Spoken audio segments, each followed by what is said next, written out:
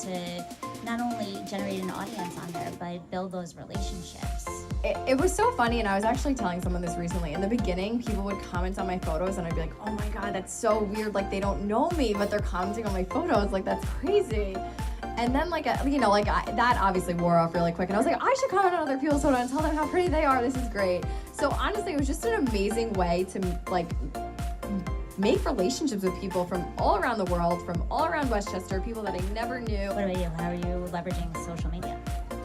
Food's really fun to take pictures of, right, guys? Does a meal happen unless it's been photographed? No, it doesn't exist. So I was thankful to kind of begin this business in an age where it's fun to take pictures of food.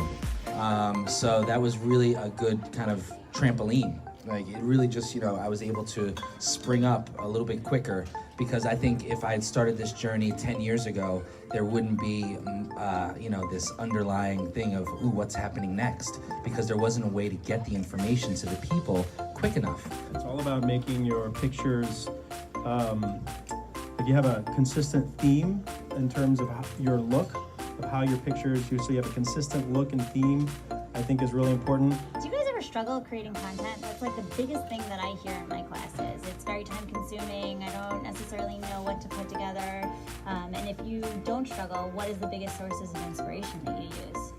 Stop scrolling the feed. And that's something I stopped doing. I want to say it's like towards the end of last year, the beginning of this year, but just looking at other people's content, I feel like is so inhibiting if you're a content creator yourself. Like, especially on Instagram, where you're just seeing this like final product. Like, nature is like a beautiful like inspiration to me, just like being not on my phone. So having a clear purpose is great. My purpose was to entertain, and I'm finding ways to do it, and challenging ways to do it. So that's one, and your vibe attracts your tribe. The people you surround yourself with, the people who you work with, the people who you live with, the people who you love, those are the people that are gonna really pick you up. Those are the people that that really matter the most. So let's talk a little bit about frequency. How often is too much? How often is not enough? When do you actually see results with some of your posts?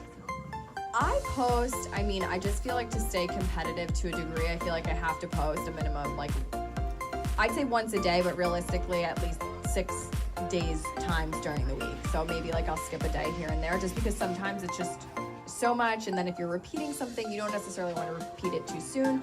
But to add on to that, I do find now with the way at least Instagram is, posting photos that people have seen before, you absolutely should do. Whereas in the beginning, I feel like that was like you already posted that and you have no content and you're posting it again. We wanted to take a very personal marketing, strategy. So we were collecting data. We were collecting as many emails as we can, so we can reach you on your email very quickly, because that's how we're getting you your invites, and that's how you're getting the information. And that was the first way to get a key to the club, to the Underground Club. Yes, you do get a physical key when you sit down for the first time at one of the parties. So I think that the biggest question that everybody's kind of wondering is, how did you know you could make money, right? So you start a business, you're passionate about it, but how did you figure out how to generate revenue? From my perspective, it's a very traditional business model. You could, whether you think of it as a bakery or not, but the key strategy, which is similar to Andrew's, is I don't want to pay rent. So you want to try to think about ways of keeping your fixed costs as low as possible, and so all you're really looking at is your variable costs, which is a lot easier to keep track of.